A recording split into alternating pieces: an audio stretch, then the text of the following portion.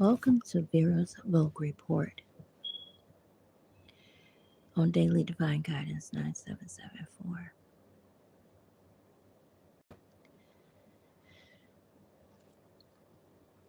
Imagine a lady, battered a bit, just a bit, still yet feminine, giving, sweet, kind, amongst some peers and maybe family.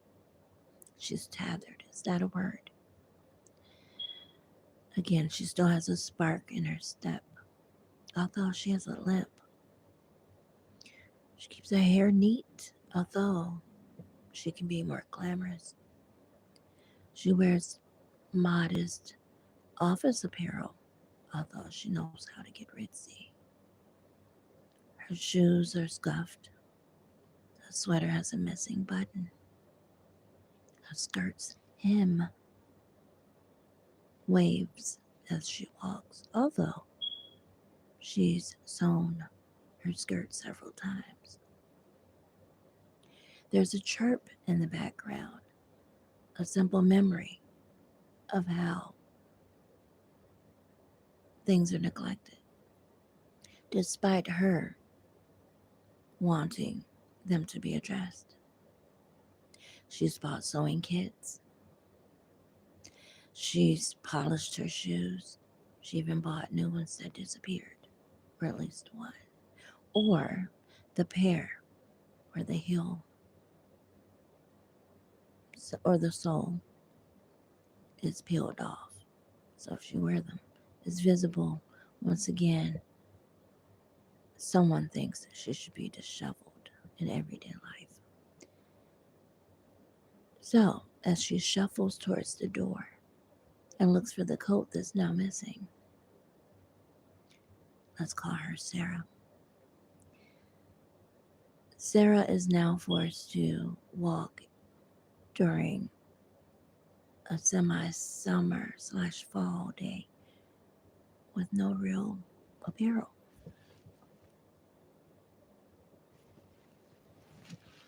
So she's walking, looking a bit disheveled, although she's a very ritzy girl.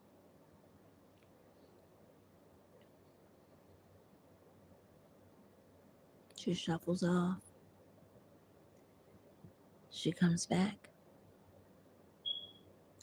and she prepares to go through the emotional, physical, and financial gymnastics of people invading her privacy, people examining her clothes. Sarah has these great outfits that are very motherly, almost Mary Poppins. Like they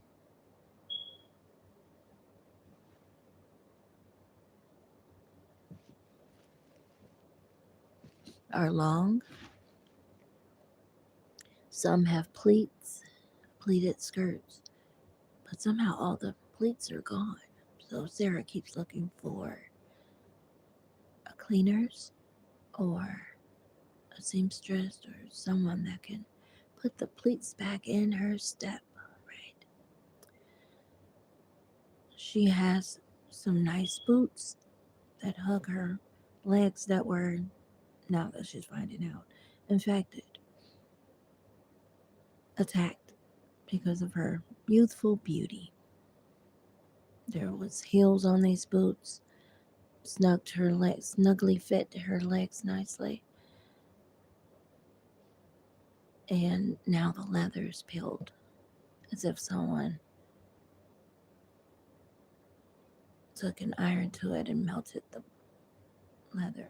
So she's wondering if she can take it to a repair place and get it redone. She's looking into it. So then she comes home after a host of events, her usual cast of people watching her activity in the community. because she doesn't have a car currently. She's walking. But she's always plotting and praying that God remove these spying eyes. So she gets home, same usual skit. The sweeping slippers, the accusations, the casual put downs to keep her thinking, or at least wants her to think, that she's not important. The discovery of something rummaged through. The reminder that no one cares about her and her daughters. But she keeps that spunk, she keeps that light, that prayer, that hope that whatever this is, God addresses it royally, with great attention, speedily, because she knows that someone wants her to feel powerless. She's all power. No, her kryptonite is not having a partner. Is there such a thing as kryptonite? Is that a superpower? What are superpowers? Why are people obsessed with minding Sarah's business? What is wrong with them? Why are their minds wired to attend to an adult when there's so many children that need love? Maybe they don't have love. And so they ungodly focus on things that are absolutely illegal, immoral, and insane. And they can't help it. To the point where someone is fixating themselves, their affections on Sarah and her daughters. Sarah is not a bad person. Sarah's fascinating. Sarah focuses on herself and her family. And for whatever reason, a group that's mentally ill thunk it funny to continue to harass Sarah.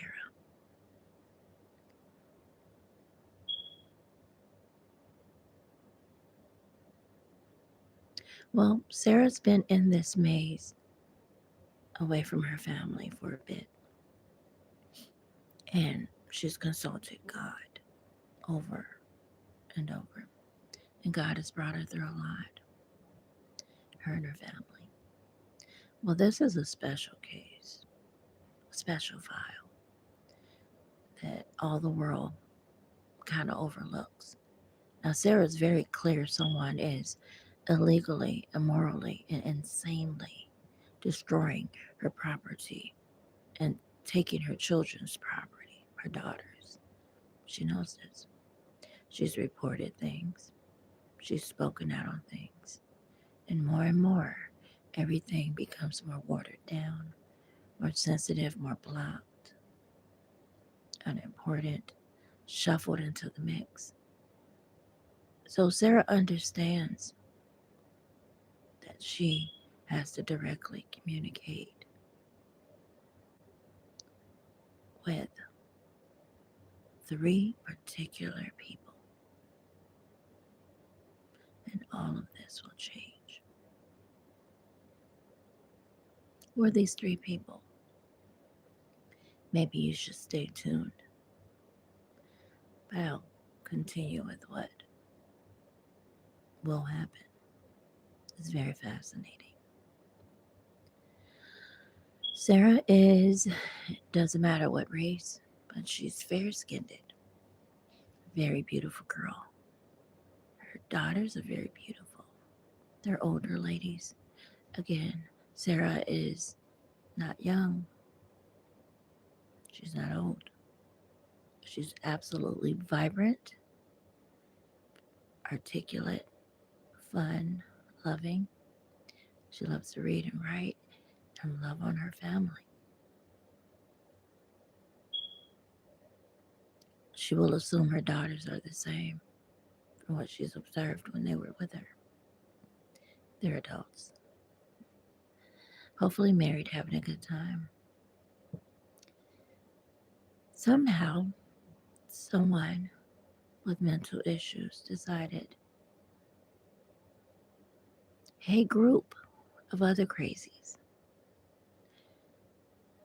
we are so mentally sick that we've believed that we could have fame dealing with the group of the Illuminati. We just need to pay $1,000. And we have to hurt somebody to be a part of the group. Oh, I want to be famous. I want to be famous. Oh, what do we need to do? Just kill somebody. Does that sound sane? No. Unbeknownst to Sarah, there were people, maybe very close to her, that were mentally ill. She knew this.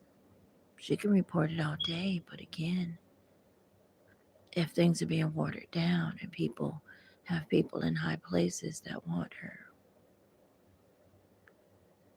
and her daughters to pass for $3 million each, anyone can tell mentally ill people that should be in the psych ward or were released, hey, for $1,000 I'll give you everything.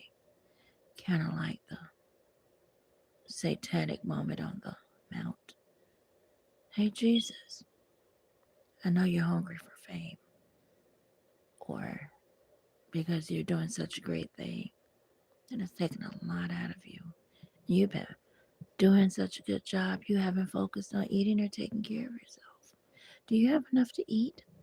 Tell you what, if you can feed yourself with that stone, I'll give you everything your father owns. I mean, everything you see, I'll give it to you. Did you hear the trick? If you can just turn that stone to bread, I'll give you everything. Now, to Jesus and Sarah,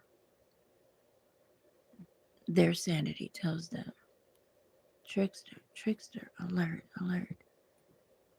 This person, this thing cannot give me everything. It doesn't belong to them. It belongs to those three people, those three entities that owns everything and everything in it. They created everything. Oh, go ahead and do it. I'll give you everything. Just make that bread to stone, or that stone to bread. Now, Sarah knows this is a trick as she studied the situation.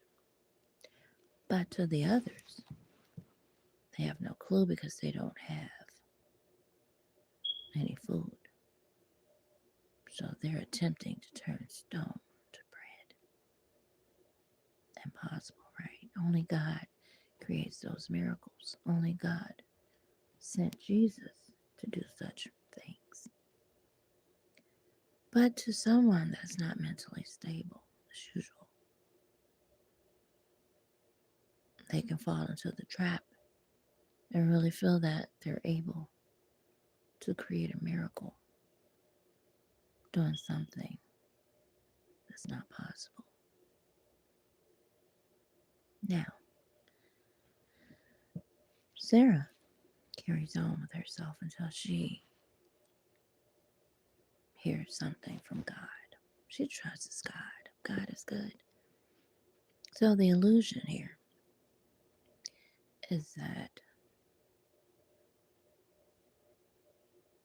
someone wants Sarah to believe some very heinous things, that they had some unreasonable power to do something to someone that is not their job, it's not their place in life, and they don't have the power. It doesn't matter the number of bullets, guns, authorities that said it's okay, the people that said, oh, we'll just change the documents. Whatever the case. So there's several outcomes in this story. Let's go with the first. So Sarah's happy going back and forth, minding her business, contacting her daughters, having a good time. She's working hard. She has everything she wants, which is a car paid in full, not a lot of insurance, children or young adults that she's bored, is that the word, that she wants to gift cars for whatever reason. There's someone in the background whispering to her children, oh, that's old stuff. Oh, that's not what you want. Oh, you can do better than that. She bought a Nissan for her daughter for graduation. That wasn't the initial plan, but she realized, although people were tearing up her own cash bought cars, she wanted her daughters to have a car to go places until the other was of age and they could maintain themselves, not necessarily paying the bill for the car, but just reasonably getting around. One is 16, one is 18, right? That's what parents do that are single. Brand new car off the lot. I don't want that. I don't want that. I don't want that. Why doesn't she want it? She's listening to some old, bitter people in the background talking about Mercedes and Lexus because that's what Sarah drives. Why does Sarah drive these cars? Because she found them to save her life, to be nice cars to maintain, easy, American parts. It was a Lexus, like a Toyota. Now, if you speak to the people from overseas that settled here and said, mine, mine, mine, oh no, Ford and Chevy and GM, these are the cars for America, says the people that look like the folks that killed the natives. So do you care? No. As a woman, you're thinking safety. Right now, Sarah purchased a car that's worth free for $500,000, according to the car dealers. It doesn't have anything to protect certain things. So that old dusty 2000 and whatever Lexus, all of them were more up to date than this brand new bucket. It doesn't have a lot of features that feels like you'll be protected. In fact, Sarah had several Lexus trucks, and someone decided, oh, you upgraded your old Lexus, huh? To a newer one. Oh, real sleek. We're going to hit it. And they did. They wrecked it, T-boned it, to the point where the other car's horn wouldn't even go off. And all Sarah had was a dent and a scathed, broken neck bone. And they got out with the camera. Is she dead? Is she dead? Sarah hops out very well. Walking, talking, just a bruise and broken neck bones, which no one cares about naturally. Oh, how are you? I heard you had an accident. Not one bitch called Sarah to check on her. Maybe one Damon to make sure she was still alive at the hospital.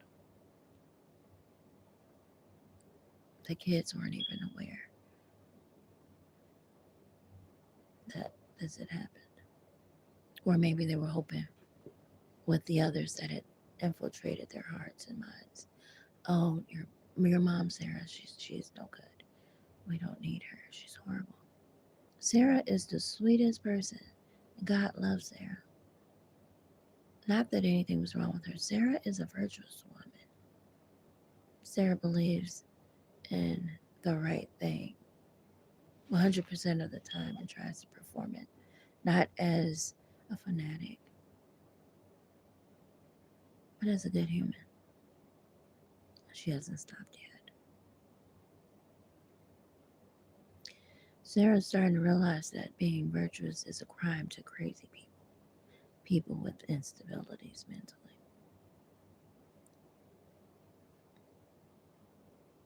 But she can collaborate, but we'll keep going. So she finds herself being a victim, finally, to people that feel like they couldn't meet that need. Now, that has nothing to do with Sarah and her family, but to a mentally unstable group of people she became a target. And their solution, for no real reason, was that they needed to capture her family and her and cause a demise. Now, Sarah realized that this has happened several times in her life, where she saw women isolated and separated from their children. And she's starting to think, looking at the players in this, that they're simply a bunch of wounded boys that are in the size of fully grown men that are harming women for money. It could be mayors, preachers. Some of them switch their identities to men. I'm sorry, from men to women, solely just to get close to women, to have a plethora of access to women and children. And they do heinous things. And you think the city would take heed. They don't, they stand down. So Sarah is consulting the higher powers. People say it doesn't exist. So now, again, people are playing the isolation game. Hey, look, check this out. We're mentally ill, right? We're codependent. We don't know how to make it on our own. So, as you know, we have a list of women that we've hurt down through the years. Their sons and daughters don't know that we were behind their demise. But let's introduce it to their children, how to hurt others and get money. Family members, strangers, people that they date. Let's start a whole system where we can hurt people. And all we're going to do is tell them we're this great, powerful club with a certain name. We're going to get on the phone and tell them this is who we are. We're going to throw some pictures up there of people that don't look like us naturally. Look like they're in Scotland or something, or, yeah, different race. And we're going to tell them that they can join this group of light. All they need is $1,000. Anybody can do it. So once they paid 1,000, you tell them their instructions, and it's basically to kill people you don't like or people that you're targeting for money, and tell them you give them a big old house. You'll promise them fame and fortune. They'll fall for it every time because no one really gets to meet who these people are. On the ground. I mean, you might fly them out a few times, but you really don't know who signed you up. You never really get to meet them. They only send people to you. They can be people just to give you information or people to take your life. So, one of the biggest scams or schemes is dating. That's not my weakness. But these numbskulls thought it was or is. Did you hear me say mentally ill? They're in your business, your daughter's business. Someone told Sarah. It's none of their business. Thus said the Lord. And Sarah continues to look and pay attention, and she's like, what? And she starts to see those patterns again. How women were isolated.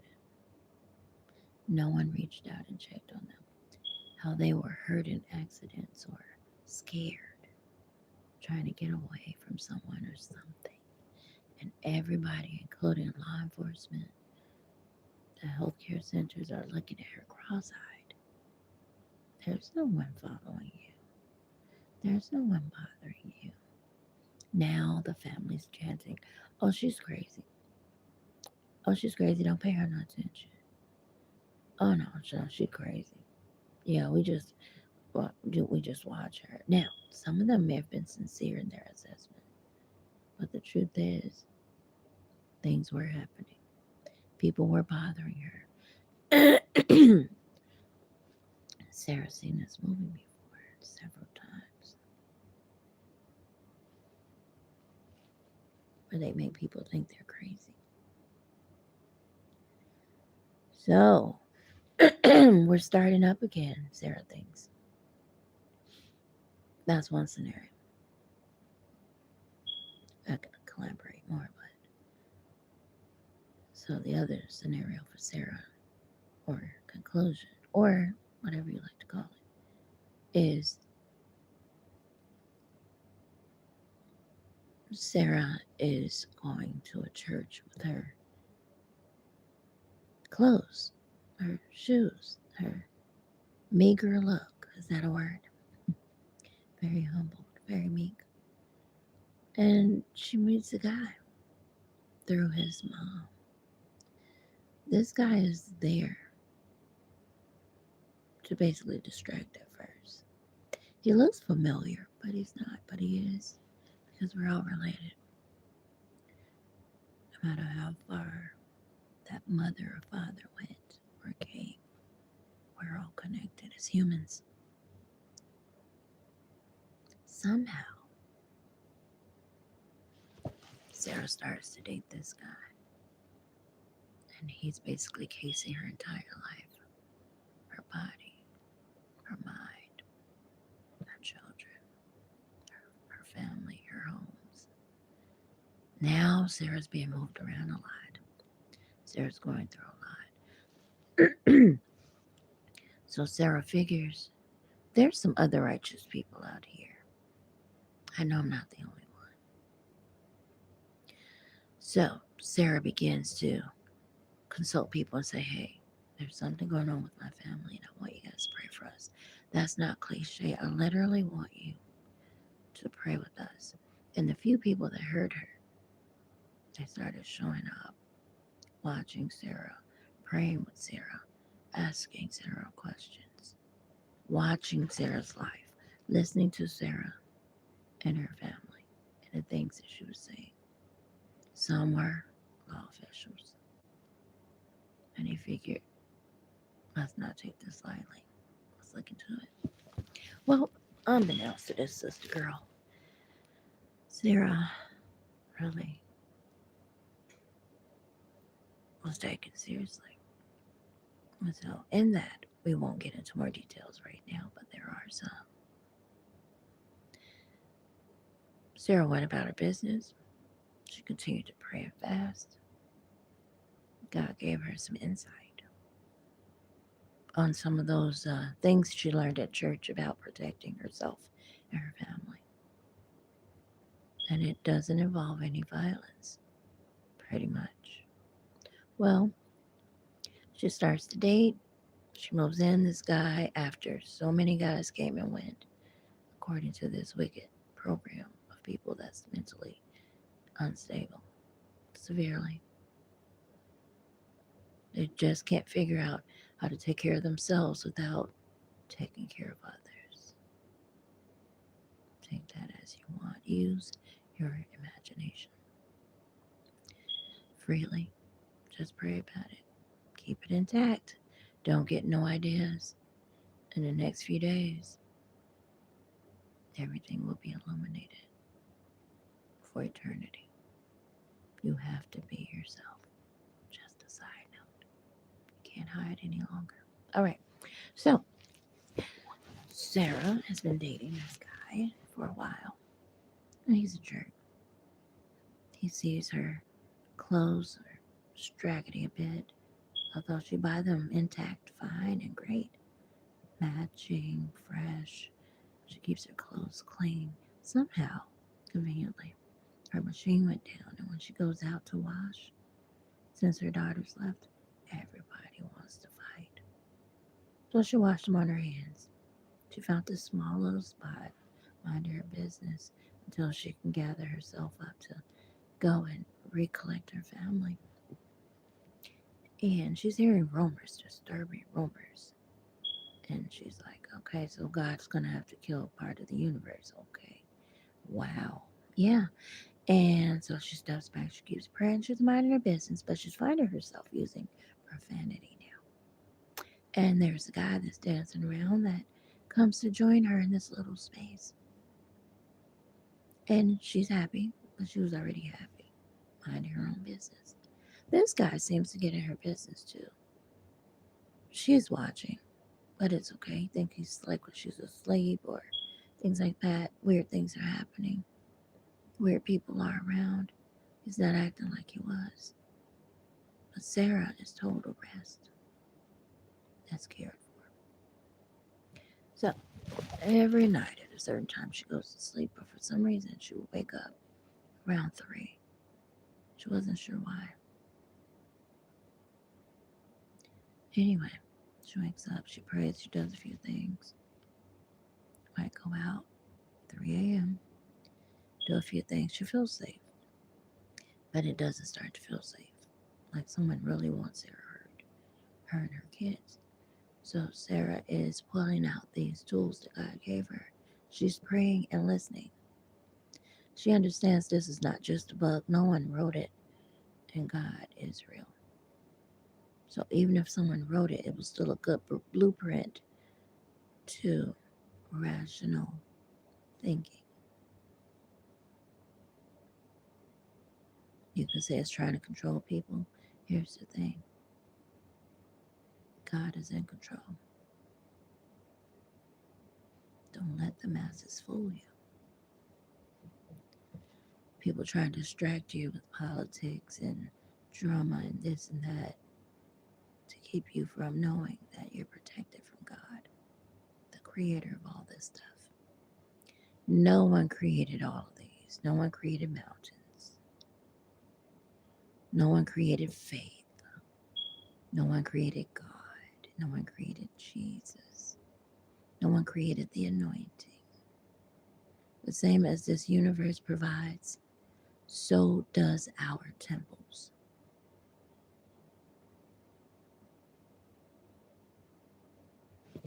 We'll get into that later.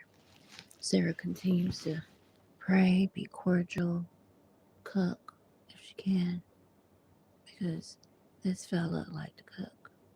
Wonder why. Sarah's not feeling well. She's trying to check on her daughters. There are people still whispering in their ears saying things are her fault. They're not. These people are being crafty, trying to make her kids feel bad and isolated and disappointed in her when it's not her fault that these things happened, that they were separated, that all this stuff happened, that she couldn't protect them. And then you got the person trying to tell you you're a bad mom, your kids don't love you, it's your fault, they're with us, blah, blah, blah, but they're not saying anything. They're just doing things that energetically says what you're feeling that they're saying. It's obvious. And you are consulting these 3 people. Now, these people think they're smart. God gave them the brains, though. So God knows what they're thinking and doing. And if they go beyond what God said, don't do. There's this really awesome little place in our lives, period, everyone's lives, where we can go and hide with the Almighty on a regular basis.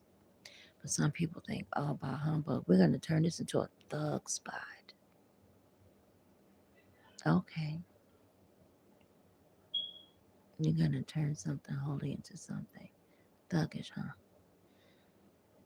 So Sarah continues to do whatever she does, buy cars, they get wrecked or hurt or whatever, sick, the cars. And she continues her life. She continues to communicate until it cuts off.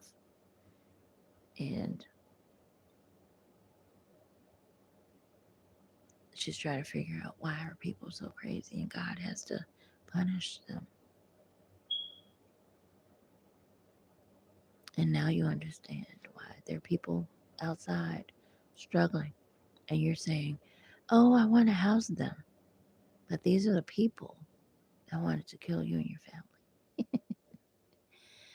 And in the near future, these will be the people that's walking around with nowhere to go because of their offenses by God. And they're going to know, even if they're in the house, they don't deserve to be in the house because of the way they think. They had opportunities to consult professionals, but they chose to listen to the people that had no solutions. So now they're damned to walking around aimlessly, brainlessly, continuing to want to commit crime, but staying under the radar instead of living out their lives in the light and illumination of God. So instead of focusing on them, let's go back to Sarah. So Sarah has this man in here that thinks he's just gonna run amok, act a whole fool on this really nice, kind lady that does everything right for just about everybody she can. Good heart, always wants to help, and these people want to harm her and her daughters, really? Well,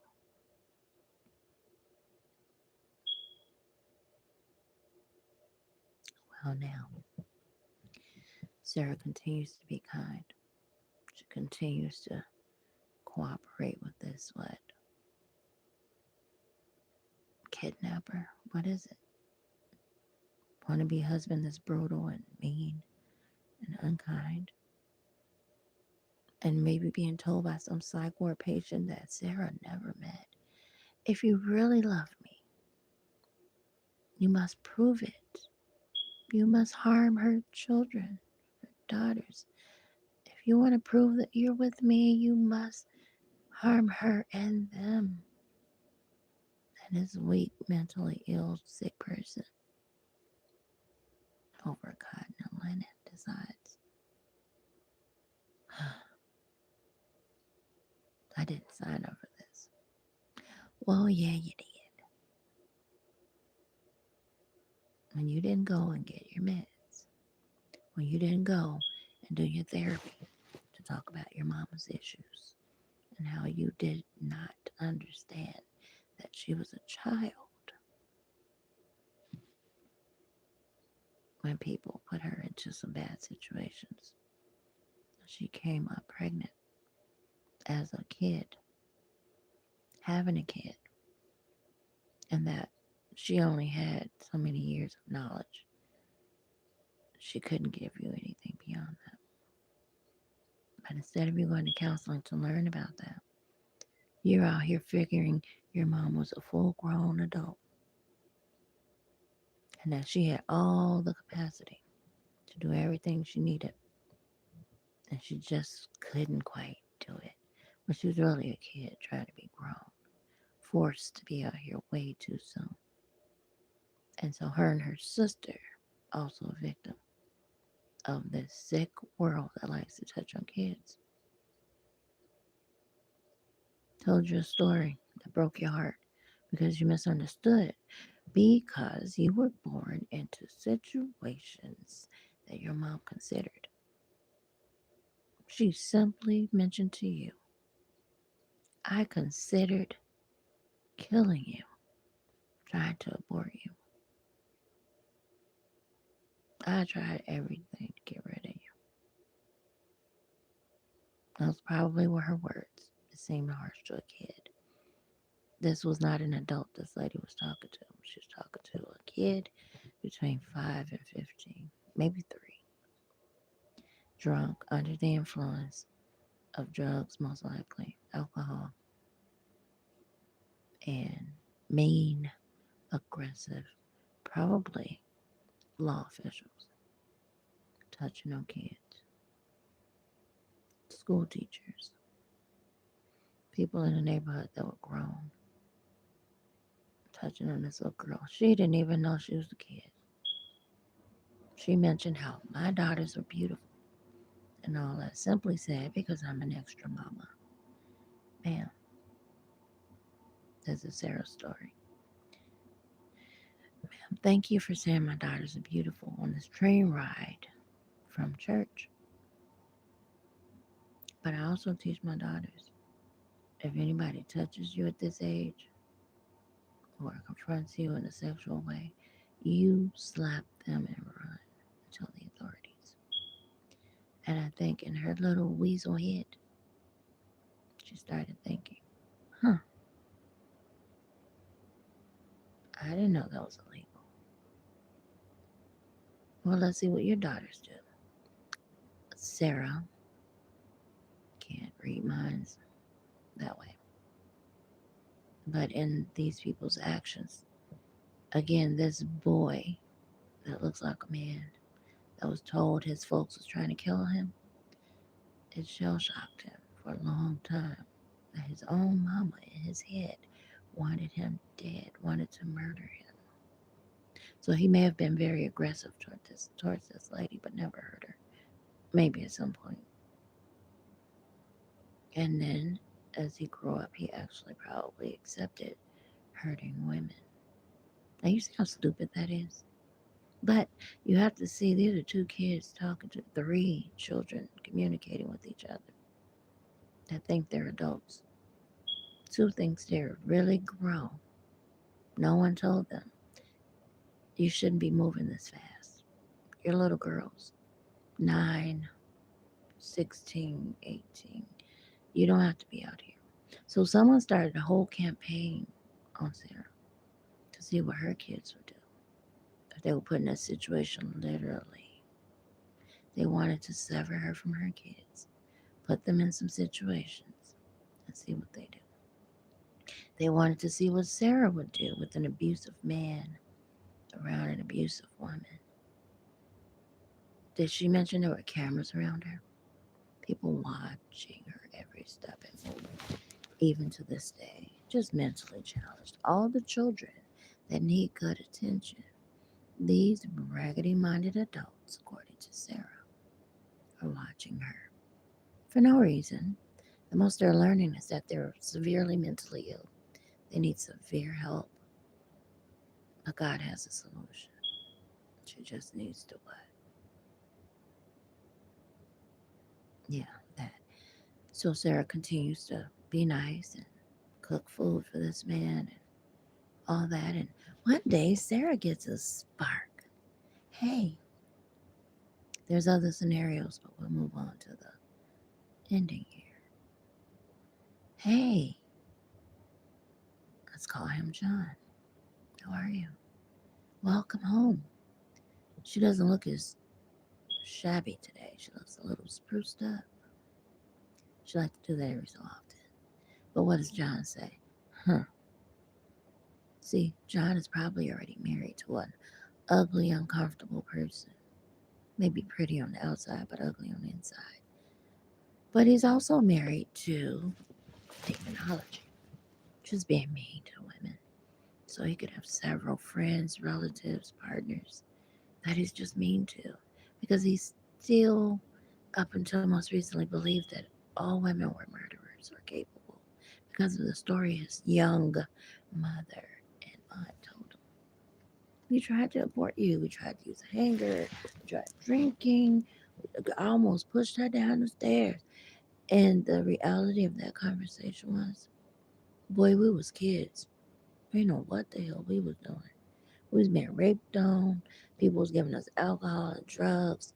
They was touching on us. We were kids. And we ended up pregnant. And we ain't know how to take care of no kids. Who taking care of us? We don't have no clue on what to do. We don't know how to get no pampers. We don't know how to do nothing. But people give us alcohol.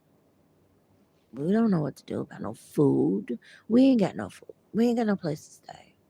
How we gonna take care of a kid? So we considered consecutively, executively, that maybe we don't need no kids. We don't have nothing to offer this baby. Look at how we're living. People touching on us and kicking us out because we're too young to stay. look like rapists if we stay at these people's houses. Because you know it's mostly men. Women don't really take us in. It's mostly boys and men. Then we got grandma with her little raper cousin boys over there, which could be one of y'all pappies. See, it was just a whole bunch of stuff that they couldn't get clarity on because people were touching on them. And these ladies did not get to rise in life. They just didn't.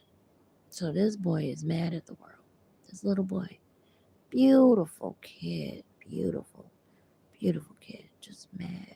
John is mad that his mom and his aunt appear to be telling him, we tried to kill you. When the truth is, we really considered aborting. It wasn't that we didn't like you. We didn't know you. We just didn't know how to care for you. We didn't have, nobody was caring for us. We wouldn't know what to do. But we did our thing. Y'all still here. We did our thing best we could with what we had. It didn't come out like that. So John is very open to being a hitman. He really feels like if my mother can kill me, I can kill others. See how counseling may have helped? Did you understand your mom was underage? That's if they disclose that information. Most of these people are tight lipped about stuff like that. This person shared with Sarah that he was shell shocked. She was trying to figure out what can somebody say or do that will shell shock somebody. And she's trying to figure out what is shell shock. But she knows that it's kind of like trauma for like people that go to war or experience extreme trauma. And again, I tell my kids never really ear hustle because you can hear things that you can't unhear, and it can be just for somebody else. And if you hear it, it'll f your life up. So don't just be ungodly like ear hustling for real. Trying to hear what somebody's saying and doing it. Trying to, you know, mind your business. The Bible tells you that. So Sarah continued to be nice. She continued to cater and just act accordingly to keep the peace. But this man was literally just there to watch her. He may have begun to like her. Who knows? She's a very fine, nice lady in every which way. But some psych ward patient was ear hustling on her whole life and got mad at things she said and thought they'd respond to everything she said. So if she said, you know, your family's trashy, which could be a fact.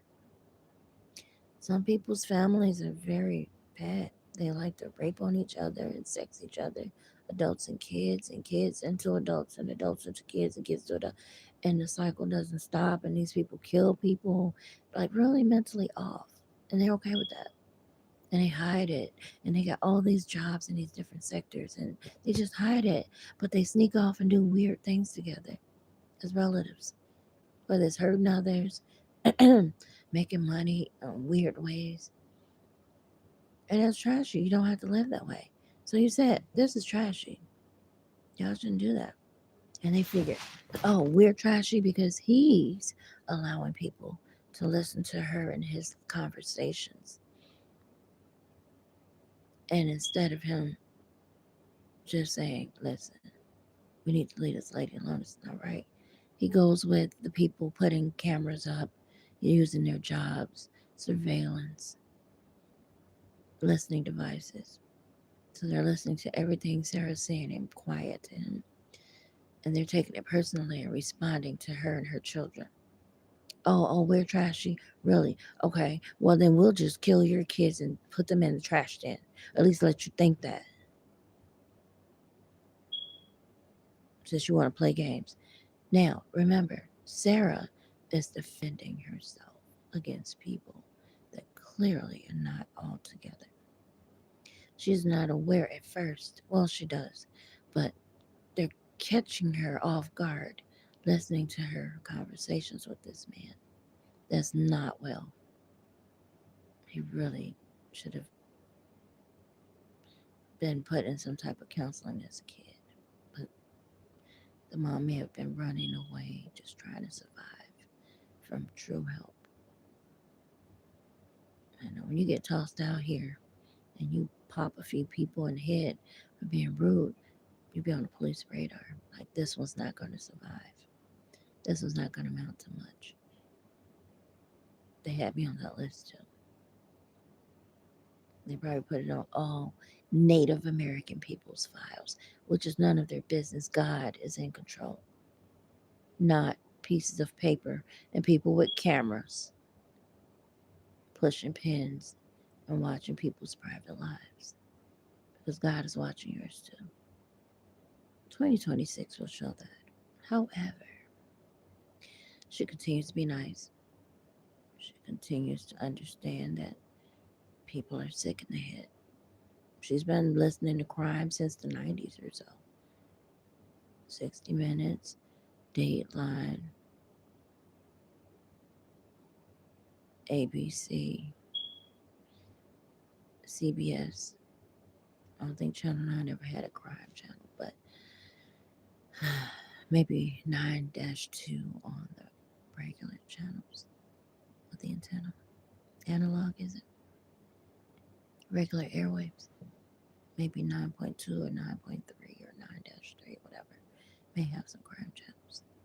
But she understands people are sick in the head. That they will even play a game like that to make you hurt yourself. But here's the thing. Sarah continued to be nice, not because she was scared. She realized these people is in a sense irresponsible for not caring for themselves and worrying about others. To the extent that they're putting cameras and listening devices and stalking your things with their children just to hear what you're saying. Now, who's funding all of this? People in law enforcement. Who's okaying this? Who's not checking them? The agencies that own them. Who own some of these agencies? People from the 1800s. So they don't care about your life. They got a $3 million policy on you. And they're connected to a funeral home.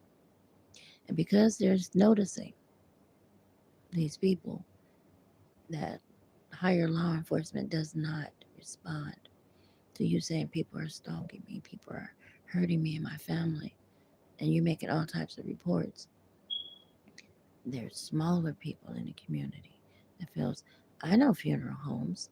I'm a preacher. I'm a teacher.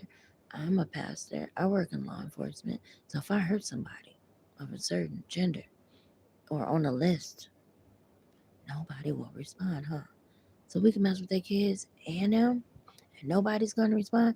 And the people in law enforcement that's dirty like me and the higher ups that like do this stuff. What? We can put policies on people too?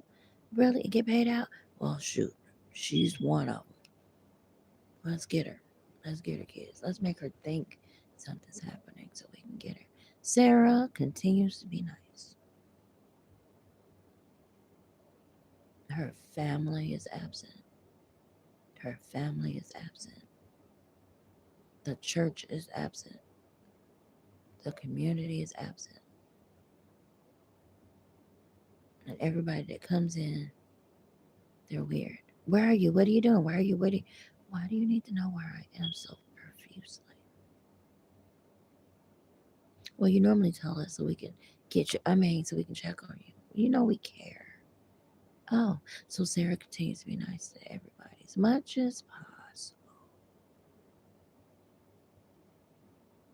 You're messing with her family, her freedom, her sanity, her finances, her health, her mind, everything about Sarah. But remember, Sarah saw this movie before.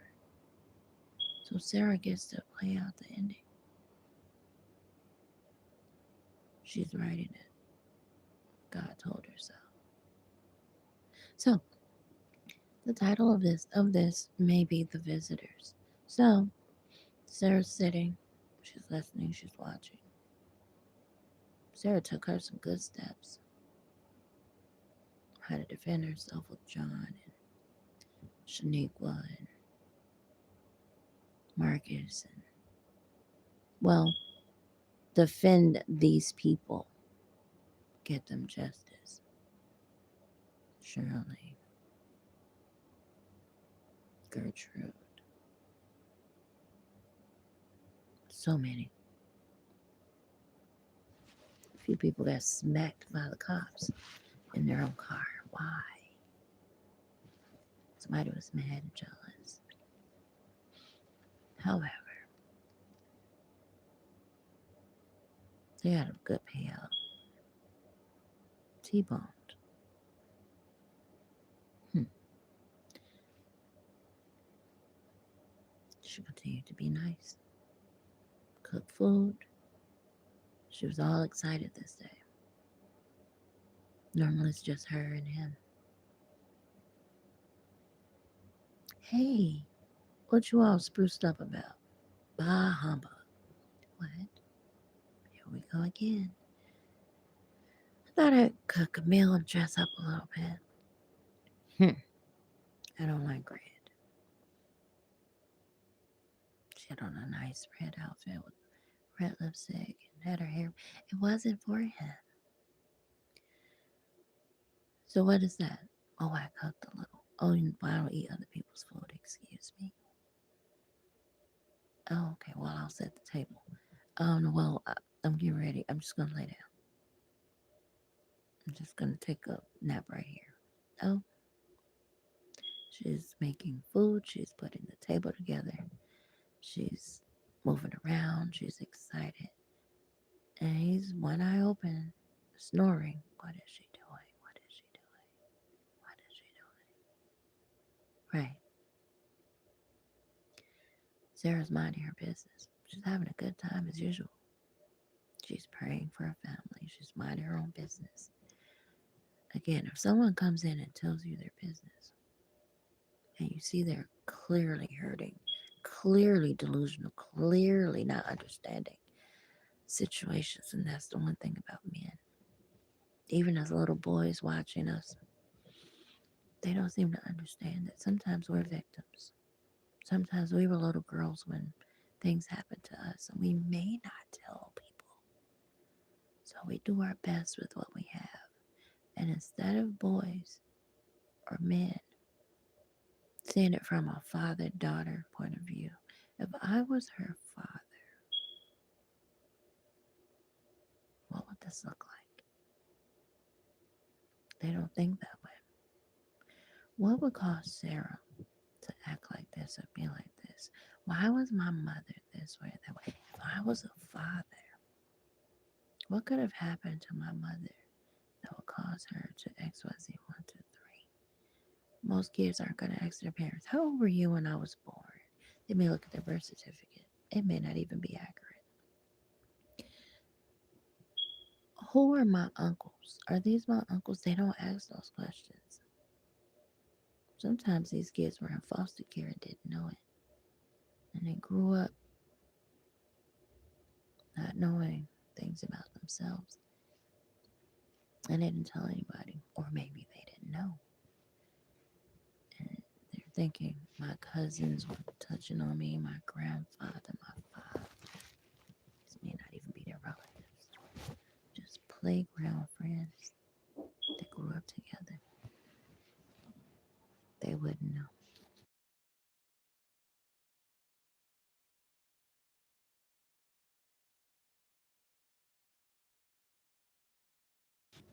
So long story short, Sarah gets dressed. There's a knock at the door. Bah humbug, who's that? Oh, we have visitors. Guess who's at the door?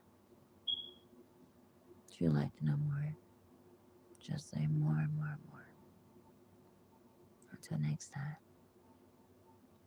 I believe this is We Have Visitors. Bye.